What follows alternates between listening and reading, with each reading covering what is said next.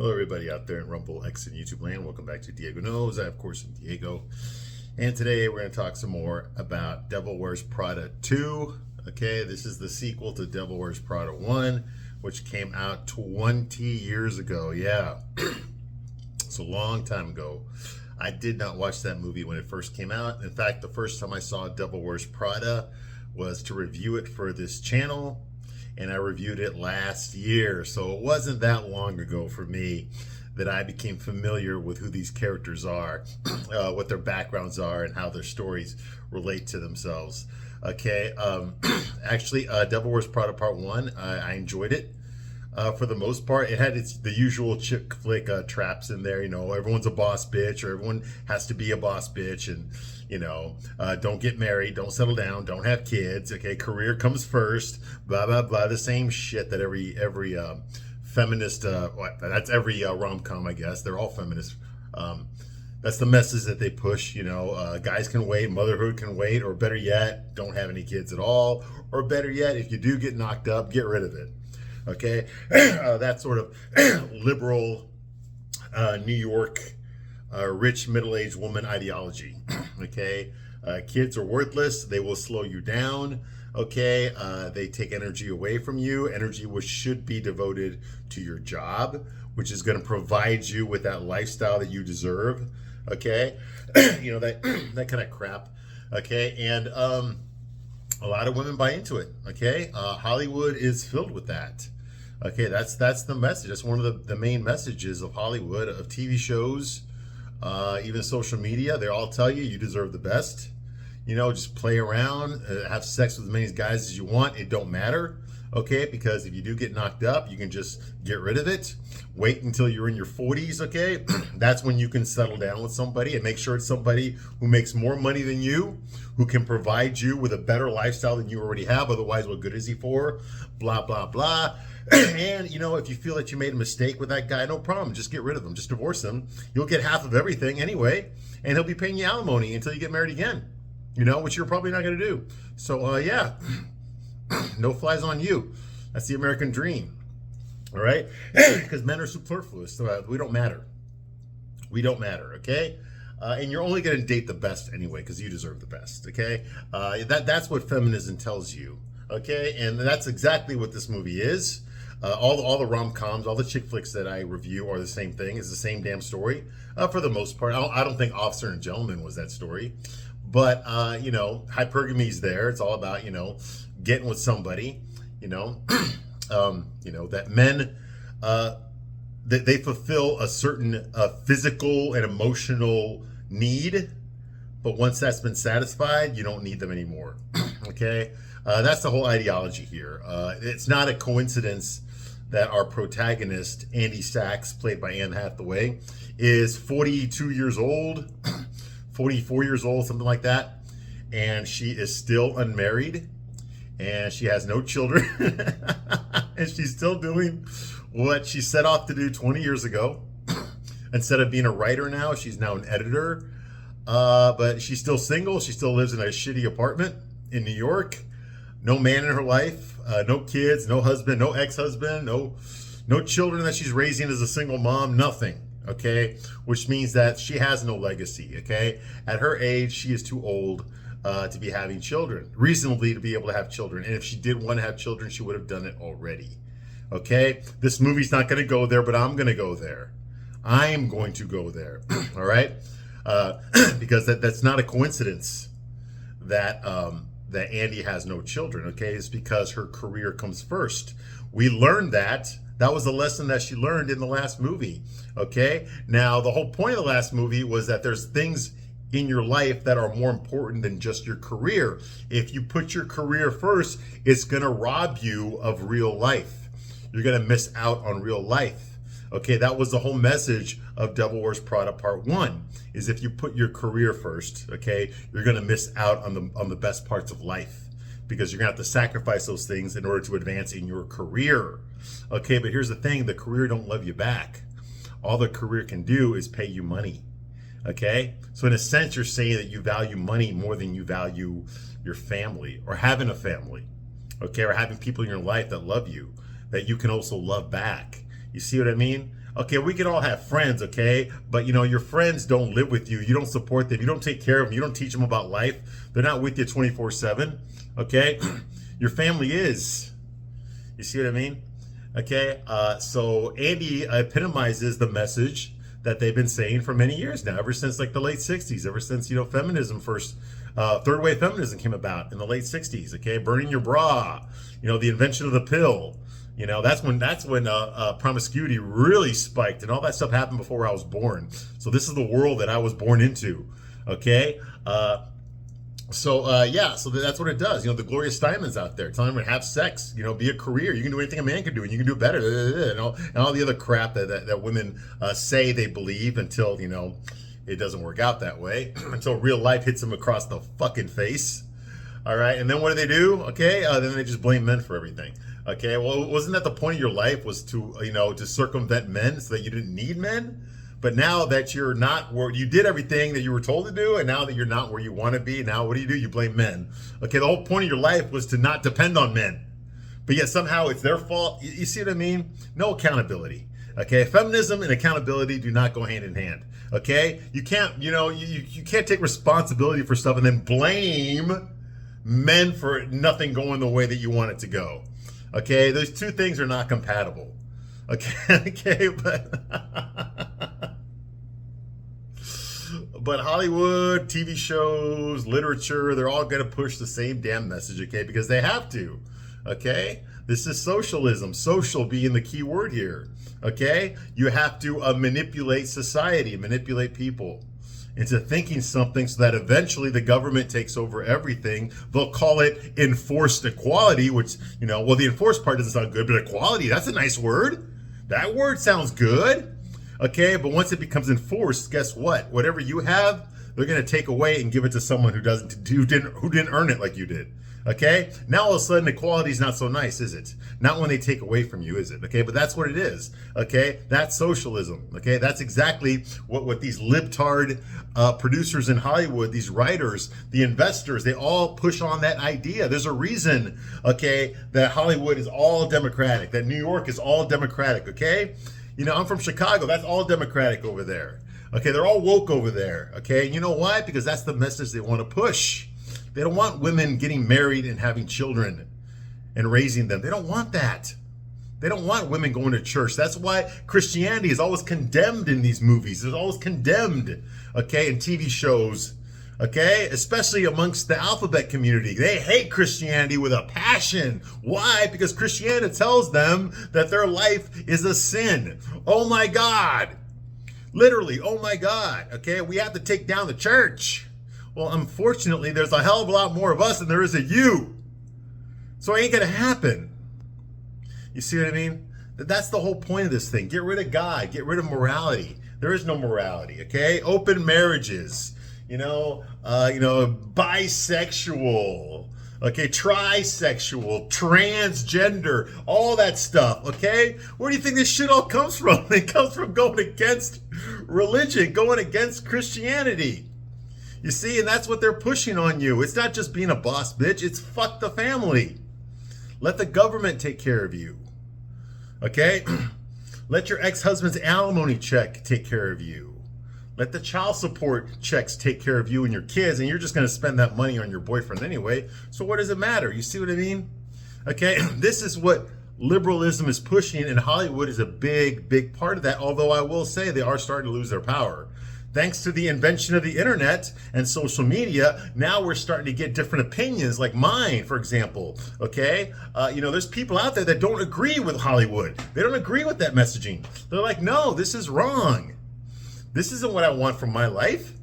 And if you're gonna have the microphone, well, guess what? I'm gonna have a microphone too. And I'm also gonna speak about what I think is important, what I think people should be doing. Since you're out there saying your thing, I'm going to say my thing. Let's see which the people believe more. You see what I mean? And that's the way it should be. That's the way it should be. You should be able to think for yourself, make your own decisions. Okay, just because you see a stupid ass movie like Devil Wears Prada 2, okay, don't take away from that I need to be a boss bitch, that's what's going to make me happy. Okay, is that saving, a dying magazine is going to be fulfilling. Well, what's the point of being fulfilling if you have no one to share it with at home. You see what I mean? If you have no one to go on vacations with, if you have no one to take you out somewhere, you have no one to hold you at night, you know, on a consistent basis. You have no one living in your house who actually gives a fucking shit about you.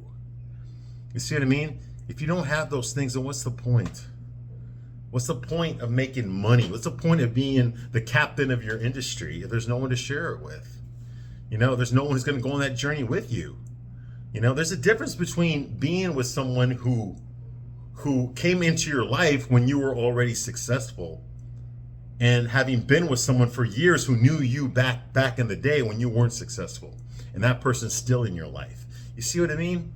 Okay, that's the difference. Okay, and hopefully, you know, I think most of you women that are adults understand this. Okay, now you teenage girls, I'm a little worried about you. Okay, because a lot of you get your information from, you know, social media and from movies and TV shows and stuff. Well, maybe for kids, mostly social media. Okay, and TikTok and crap like that.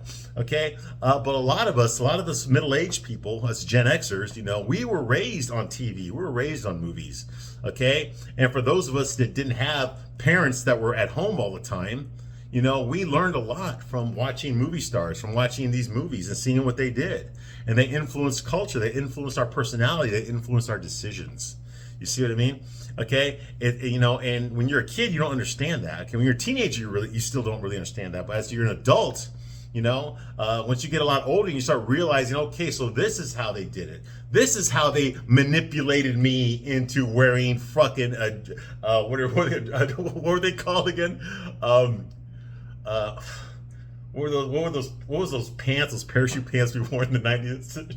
Were they called Gervos? No, those are jeans. Cavaricis. So that's how they got me to wear Cavaricis in the 90s. So that's how they got me to have the mullet in the late 80s. So that's how they got me to, you see what I mean? Okay, they manipulated you. They manipulated you into that stuff. Okay, and once the girls get manipulated, the guys are going to follow. Once the girls say, oh my God, did you see that guy in the turtleneck? That was so hot. Once the guys hear this, they're all going to buy turtlenecks too, so they can look like whatever fucking fuckboy was in the movie that the girls all creamed themselves over. You see what I mean? That's how it works, and you don't even realize it, but when you get older, you start to realize, oh my gosh, that's how they do it, okay? I see the strings now. I see how they were manipulating us, okay? Now I go after them. Now I'm calling them out. I'm telling you right now, this is what they're doing. This is why they're doing it, okay? This is the guy behind the curtain. This is what they want you to think. This is why they put it in the movie. This is why that character acts that way, okay? This is why you see it in the background, although nobody talks about it overtly, because they don't want you to think about it overtly. They want you to see it in the background and just have that register in the back of your mind. Boss bitch, it must be a boss bitch. Must consume, okay? Must make money. Okay, must make money, must consume, must dress nice, must be a boss bitch. Okay, I have to be a boss bitch. You see what I mean? That's what they're trying to program you into. You see? And Devil Wears Prada is a big part of that. It's one of the reasons I didn't like the last movie. But like I said, I liked it more than a lot of the movies that I've reviewed. There was some good things in Devil Wears Prada 2. I think that it was very funny. I didn't read the book, okay, so I don't know if it was in the book, but I think it was very ironic, sorry, not funny, that here Devil Wears Prada 1 was speaking against giving your entire life up for your job. Okay, that was the underlying moral, was don't do that. Because if you do, you're going to end up like Miranda, and you don't want to end up like her. Okay, you see what I mean? But now here we are back in this world again, and it's the same shit as before. No, you do want to end up like her. It's like all the lessons that were learned in the last movie were erased. Andy has learned absolutely nothing. She's right back to where she was before. Okay, trying to be a boss bitch. Okay, trying to put her career first. Her career is everything. With her career, then she can give jobs to her friends. Okay, because her friends are everything. Just like Sex and the City. Husbands don't mean shit. Children don't mean shit. Your girlfriends, they're the ones that mean shit. You see what I mean? It's a load of shit is what it is. I don't give a shit how fucking close you are to your girlfriends that you've known for years, okay? If push comes to shove, if any one of them had to put their child, okay, had to choose between their child and you, they're going to pick their child. And you would do the same thing. You see what I mean? There's a hierarchy to these things. Okay, and it just sucks for me that for all the characters in this movie, whether it's Emily or Miranda or Andy or even Nigel, all of them put the career first. You see what I mean? They all put the career first. The career is number one. That's only thing that really matters. Everything else is inconsequential. Friendships, family, love. Those things are all inconsequential. Career. That's the most important thing. Okay?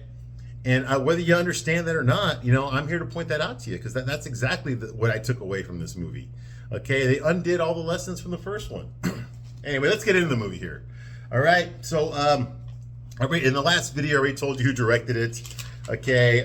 Same guy, the gay Jewish guy that directed the last one, David Frankel. Okay? He's there. They paid everyone off.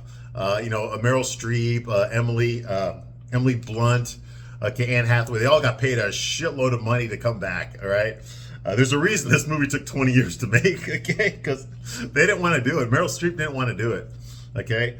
She didn't want to come back and play this character again.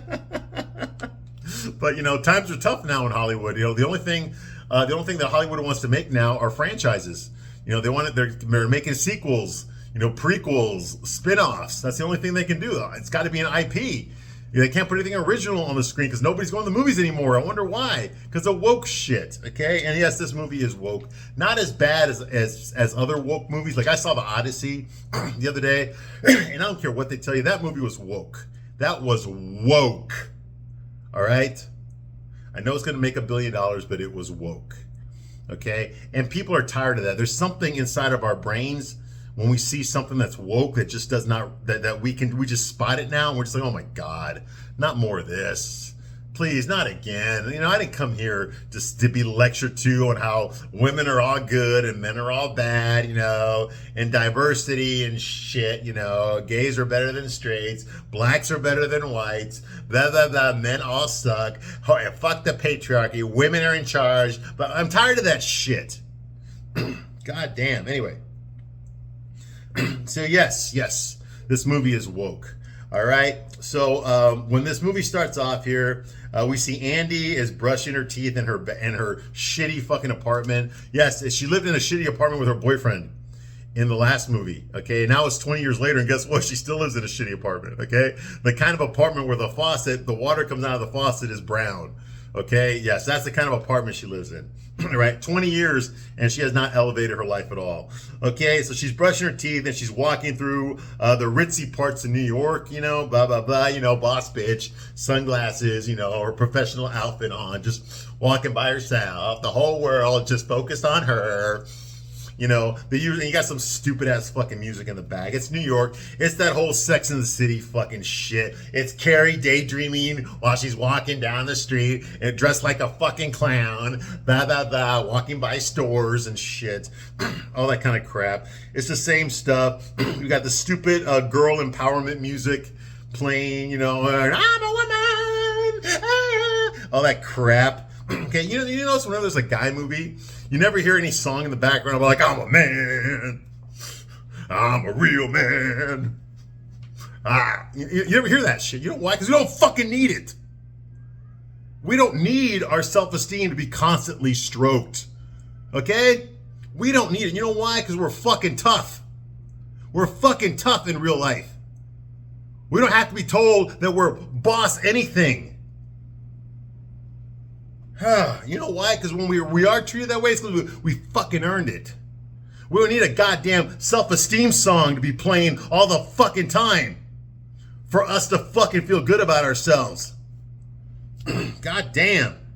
And so of course she's walking through, okay, it's New York, girl empowerment song, a lot of gay people there, and women, photographers, photographing them. There's women taking selfies or photographing themselves. A lot of gays, we see a lot of Miranda Priestley impersonators. Yes, there's people impersonating her, including men. Yes, there's drag queens there. Okay, dressed like fucking Miranda Priestley with their makeup on, and the hair and the glasses and all. It's, oh God, It's a gay. It's gay. All right. Anyway, that's going on. Andy takes the scenic route through a street vendor. She almost gets run over by a bicycle messenger. Okay, and she does her lipstick in front of a store window. Like she stops her for something. Because we all do that, don't we?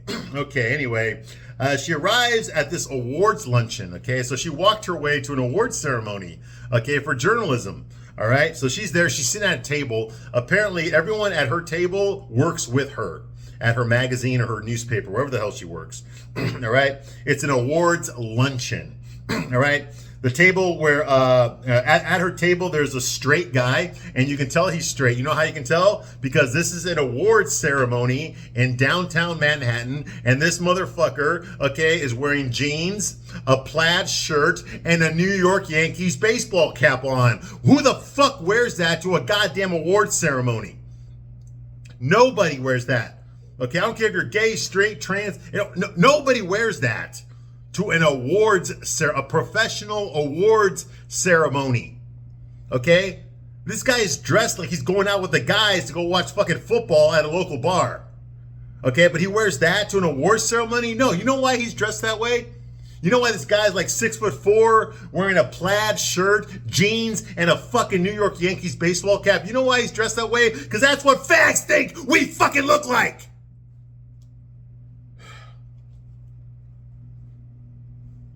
Just because you see us in the bars watching baseball or football, you think we dress like that all the fucking time.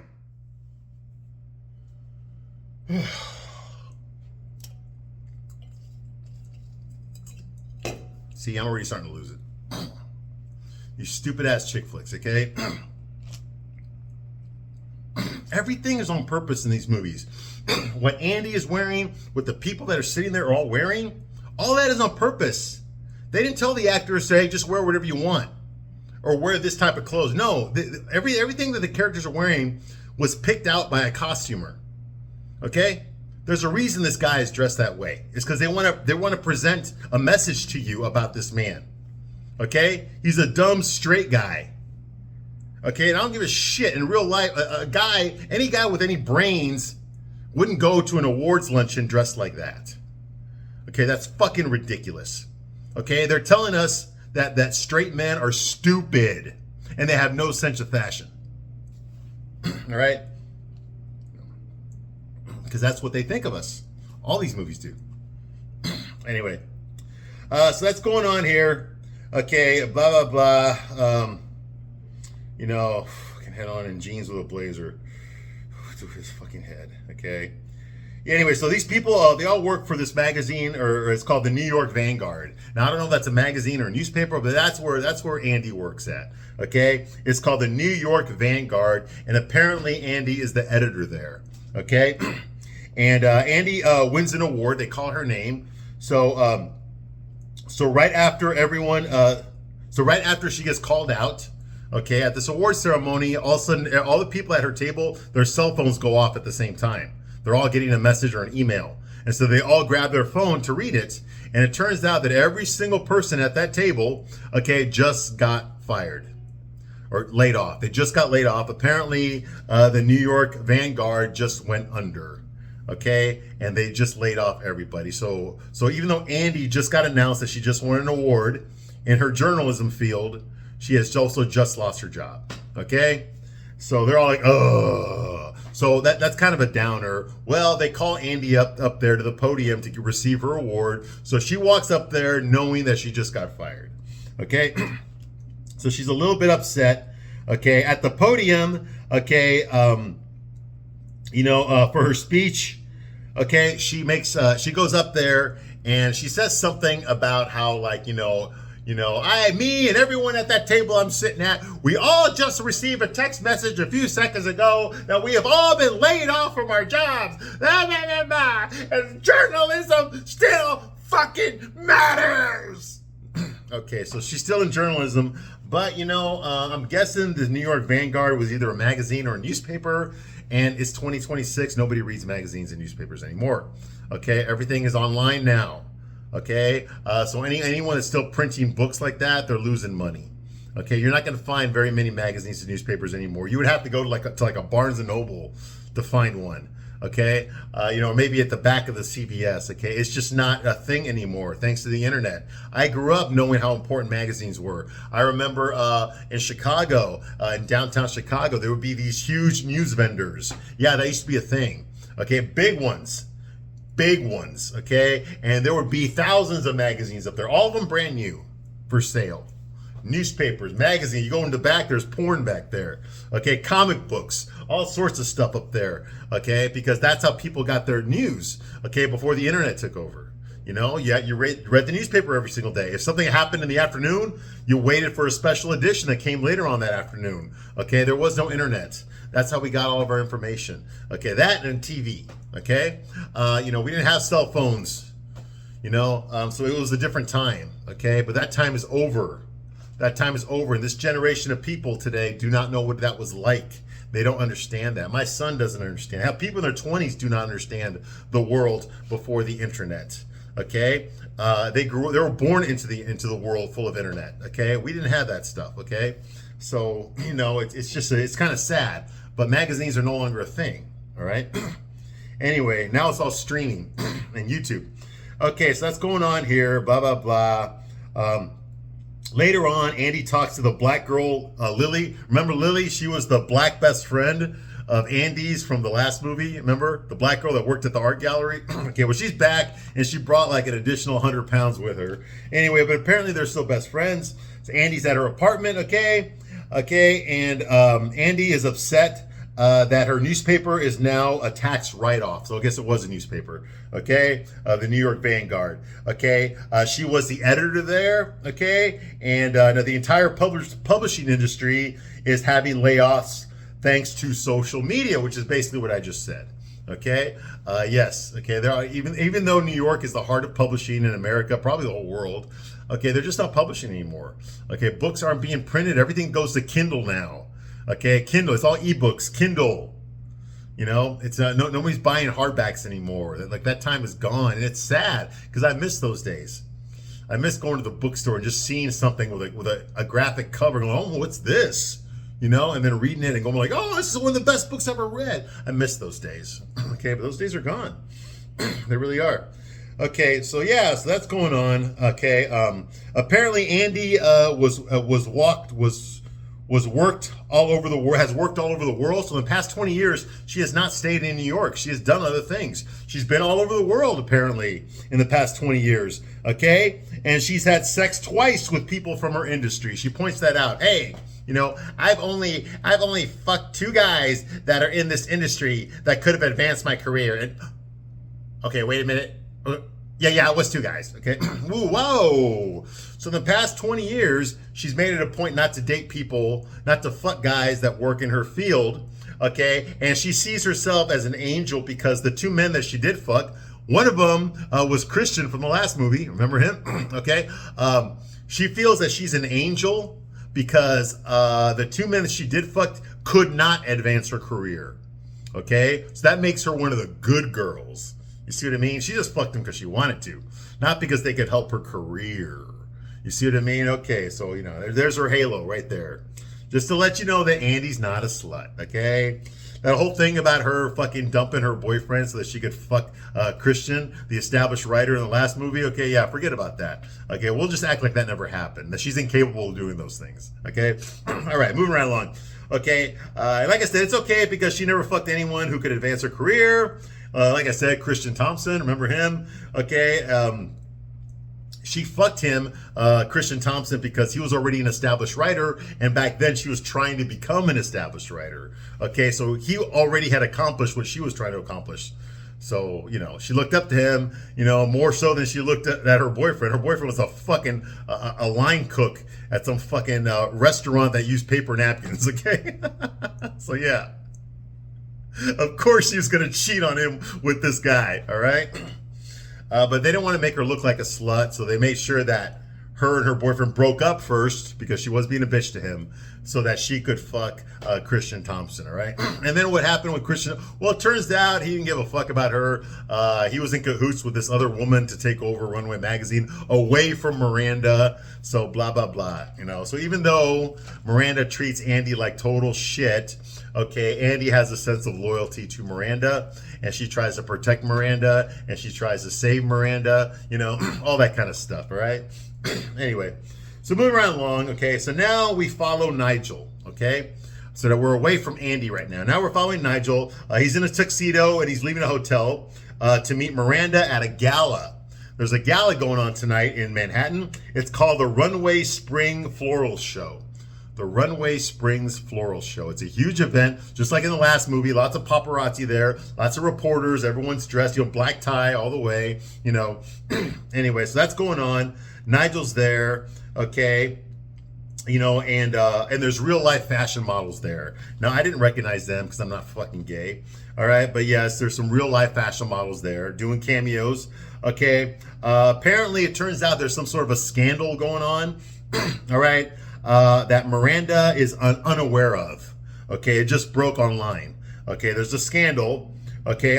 Miranda arrives in a limo, okay? She comes out in her fucking dress, her red dress, whatever, blah, blah, blah. She looks the same as she did 20 years ago, which is saying something, okay? Because, what do you call it? Meryl Streep, how old is she? Meryl Streep is 76 years old when she filmed this movie. So that means she would have been 56 in part one, and she still looks the same. So kudos to her, to Meryl Streep, all right? Now, Meryl Streep was never a beautiful woman, okay? She was never been a beautiful woman, all right? There's not enough Viagra in the world, okay? But she has been around a long time, okay? She is relatable. Most women, I know you don't want to hear this, but it's true. Most of you are average looking. I know. You're not supposed to say that. I know. It's like, oh. But it's fucking true. Most of you women are average looking, okay? Meryl Streep, to me, is below average looking.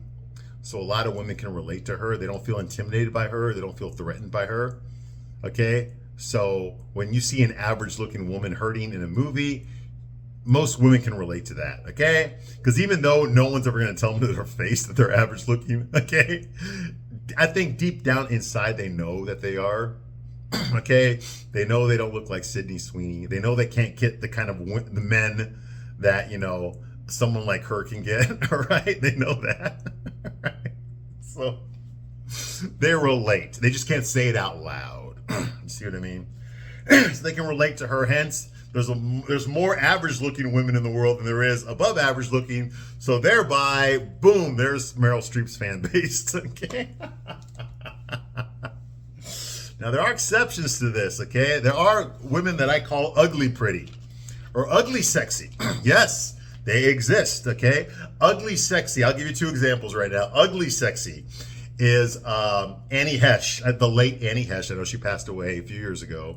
If you look at her when she was younger, yes, she's not conventionally attractive, but she was sexy. What was it about her? I don't know. I mean, she had a nice ass. I know that because I saw her in Psycho, okay, the Psycho remake. But she's sexy. I don't know what it is. She just is. She ain't the best looking woman I've ever seen. Nowhere near. But there's something sexy about her. Damn. And you women know what I'm talking about. I've heard many women tell me about this guy named David Tennant. Okay, y'all know who that is? He's one of the Doctor Who guys. He's this short, skinny, nerdy fucking British guy. Apparently women cream in their jeans over this guy. And I'm looking at him. He's this skinny fucking dorky looking guy. He's probably like 5'6". Okay, no muscle, no nothing, no height, but apparently women love him. What the fuck? Like you get someone like a younger Brad Pitt, like Legends of the Fall, Brad Pitt. I can understand why women liked him. Okay, this guy's a super good looking guy. All right, but David Tennant, what the fuck? What women find attractive in men is not the same things that men find attractive in women. That's fucking for sure. All right, but Annie Hesh, that's ugly pretty right there. Okay, ugly sexy, actually. Another one, Kate Winslet. I know. Okay, she's not conventionally attractive, but there is something sexy about her. I don't know what it is. Maybe it's the way she carries herself. Maybe it's because she's short, and you can tell she's short in her movies. Okay, she definitely was not the best looking woman in Titanic at all. Okay, but there's just something sexy about her. And she's not that attractive, but she's sexy for some reason. She does it I don't know why. I don't know. I can't explain it. But she's attractive. I do her and Annie Hesh. All right. Even though they are not what we would consider conventionally attractive. Okay. You see what I mean? Like who is what's her name? Margot Robbie is conventionally attractive. Okay. You see what I mean? But yet I would rather have sex with Annie Hesh than Margot Robbie. Why? I don't know. I can't explain it. It just maybe it has something to do with the fact that Annie Hesh and Kate Winslet look like women that I could get, like I have gotten before, Whereas someone like Pamela Anderson, I've probably had sex in my life. I've probably had sex with maybe 3 or 4 women that looked as good as a young Pamela Anderson. Okay? Maybe 3 or 4 that I can think of. All right? So those are a lot harder to get. Okay? Because those are the girls that all the men want. All the high value men want them. Okay? Those are a lot more difficult to get. Whereas someone like a Kate Winslet or Annie Hesh, you can get. Okay? You can get it pretty easily. Right? Or at least I could. Anyway. Moving right along. All right, so that's going on here. Okay, yes, Meryl Streep's ugly. All right, there. Okay, Nigel learns that Miranda approved of a glowing article. So apparently Runway Magazine, they wrote a puff piece on a company called Speed Flash. Okay, Speed Flash. Speed Flash was a textile company. They manufacture clothes, but apparently they were doing it using sweatshop labor. Okay, and apparently they're also using child labor. Okay, now this discovery came out after Runway Magazine did a feature on them, praising their professionalism, okay, and boosting their stock and all that kind of stuff. Well, now it turns out that they were a shady company. They lied to Miranda's reporters. Okay, and so now the industry is blaming Miranda Priestly, okay, for this. Okay, because they basically vouched for this company that turned out to be corrupt. Okay, and so now Miranda Priestly is going to have to pay the price for this. Runway Magazine is going to have to pay the price for this. All right, it was a big screw up on their part. Okay, kind of like when Meryl Streep praised Harvey Weinstein at the Academy Awards, and then 2017 happened. Oh yeah, but Meryl Streep hasn't faced any backlash over that at all, right? Because she didn't know nothing, did she? Did she? Anyway, moving right along. Okay, Miranda approved of a glowing article of a clothing company that turned out to use sweatshop labor. Okay, so now her and Runway are under fire. Nigel tells Amari. Amari is Miranda's #1 assistant. Okay, she has a #2 assistant. It's a big fat gay guy named Charlie. But the #1 assistant, that was the assistant that Emily Blunt's character was in the first movie. That one, her name is Amari. Amari Mari. Yeah, that's her name. She's a black girl. Anyway, so she's there. Okay, she's the #1 assistant. Okay, Nigel tells her to help him make sure that Miranda does not talk to any reporter. There's a lot of press there at this gala. Okay, and she's posing for pictures left and right. The last thing Nigel wants is for some reporter to shove a microphone in her face and ask her an embarrassing question about something that she has no prepared response for because she does not know the scandal broke yet. Okay? So he tells her, hey, we got to make sure she does not talk to anybody. Nobody. Okay? That kind of a thing. Okay, so that's going on here. Okay, does not engage with any press. Nigel tells her the situation while she's walking around and posing. Okay, for cameras, Miranda is being blamed for everything. Okay, she's worried about Irving's reaction to this scandal. Now, Irv Rabbits is the owner of Amelia Clark Publications. That's the company that owns Runway Magazine. So basically, Irv Rabbits is Miranda Priestly's boss. Okay, she answers to him. We met him in the last movie. Okay, yes, Jewish guy that owns a fucking magazine. Oh my God. What world are we living in? That's never happened before. Yeah, right. Anyway, so that's going on here. Okay, and she's worried about what Irv is gonna say to her once he finds out about this scandal. Okay, so now we go back to Miranda's house. She has her expensive luxury townhouse in Manhattan, the same one from before. Remember, she had 2 daughters that were twins. Remember that? Well, they're obviously in college now, or they've already graduated or whatever. They're not there. She's there. She has a new husband now. We get to meet him, played by Kenneth Branagh. Okay, now I mentioned Kenneth Branagh before. He was in, he directed Much Ado About Nothing. He was also in that movie. This is from the 90s, a long time ago. He's a very Shakespearean guy. He did Hamlet with Mel Gibson, I believe. He's done a lot of stuff. He directed the Thor movie that came out in 2010. You know, the one with Chris Hemsworth. He directed that for the Marvel Universe.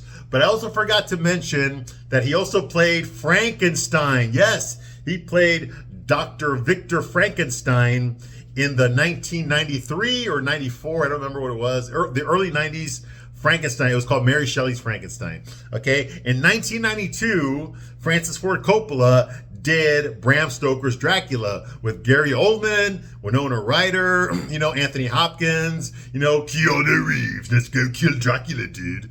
Remember that one? Okay, well, 2 years later, they followed that up with Mary Shelley's Frankenstein, and that was directed by Kenneth Branagh, and Kenneth Branagh also gave himself the lead as Dr. Victor Frankenstein, okay? And Robert De Niro played the monster. Remember that? I forgot to mention that in the last video, but yes, he was in that. He did that movie, okay? Mary Shelley's Frankenstein. He played Dr. Frankenstein. And that was a great movie, by the way. I love that movie. That was the best interpretation of Frankenstein I'd ever seen. That was Kenneth Branagh. Well, anyway, in this movie, he's playing Miranda Priestley's fourth husband, okay? Remember, we met her 3rd husband in the last movie, right? He divorced her in the last movie. That was 20 years ago. So this guy is her 4th husband, okay? His name is Stuart Simmons. Stuart Simmons, okay? So she basically tells her husband in the kitchen that Speed Flash, that clothing company, lied to Runway Magazine about the sweatshop labor practices. So they wrote a puff piece about them, okay? Making them look good. So now they are considered complicit. Okay, Runway Magazine is considered complicit, and because Miranda is in charge of Runway Magazine, she is considered complicit. So her reputation is now shot to shit. Okay, and so now the public sees her and Runway Magazine as the bad guys. Okay, Stuart, he tries to comfort his wife. He tells her that, hey, you know what? Villains are more interesting anyway. Get it? Wink to the camera. Miranda Priestley's a villain. Get it? She's a villain. Villain's more interesting. She's the main character of this movie, not Anne Hathaway. Get it? Okay. Anyway, well, guess what? Irv Ravitz calls to chew out Miranda Priestley. I guess he's still alive. He still owns Amelia Clark Publications. He chews her out over the phone. He's calling from his, he's sitting inside his limousine with his fucking son there. Okay. And he's chewing her out over the phone. Okay. His son's name is Jay, okay, and he obviously is going to inherit the business once his dad kicks the bucket, okay. He tells her that advertisers, okay, are threatening to pull out, okay, but Miranda says that she has meetings with them starting tomorrow morning, and so she's going to smooth things out with the advertisers. Irv says, no, don't worry about it. I'm going to fix it myself. And then he hangs up on her, okay. And so after that happens, Miranda is worried now, okay? Because apparently Miranda is up for a promotion, okay? Irv Ravitz promised that he was going to make her like a global head of content or some shit like that. Some prestigious position, okay? Global head of content, yes, for Elias Clark. So Miranda Priestley was about to get promoted to the head of an entire division now, okay? But now that promotion might not happen because of this scandal. Okay, so she's worried about that too. Okay, she doesn't want to stay editor-in-chief of Runway forever. Okay, so now Irv is having second thoughts. Okay, what do you call it? Jay, that's Irv's son, who's sitting next to him in the limousine. He receives a video on his cell phone okay, of Andy, okay? It's Andy's speech that she made after Andy won her award earlier that day. I told you she went up to the podium and she made a speech about how she just lost her job, how everyone at her table just lost their jobs right before she received this award, and how journalism fucking matters, okay? You know, so he sees this and he goes like, Dad, what about her? Let's hire her. She can save the magazine. Okay, you see how that works? Okay, so what do you call it? We go back to Andy, and Andy's online. She's on her laptop, and she sees the scandal, okay, about Runway Magazine, and she sees all the memes with Miranda Priestley on there. You know, they're all pretty bad. There's one of Miranda Priestley, you know, dressed up as a McDonald's employee. Like, would you like a side of lies with that? That was pretty funny. Okay, so that's going on. All right, and while she's doing that, she gets a call from Irv. Hey, Andy, this is Irv Raditz here. Hey, so I heard you're needing a job. So basically, he offers her a job to become an editor at Runway Magazine. Okay, the owner of Elias Clark, whatever the fuck it's called. Yeah, Elias Clark calls Andy Sachs and offers her a job to be editor at Runway Magazine. And she's unemployed, she needs the job, so obviously we know she's gonna take it. Okay, all right, I'm gonna stop my review right here, but I'll be back to continue my review of Devil Wears Prada Part 2. I thank you very much for watching this long, and I will see you soon on the next one. Bye.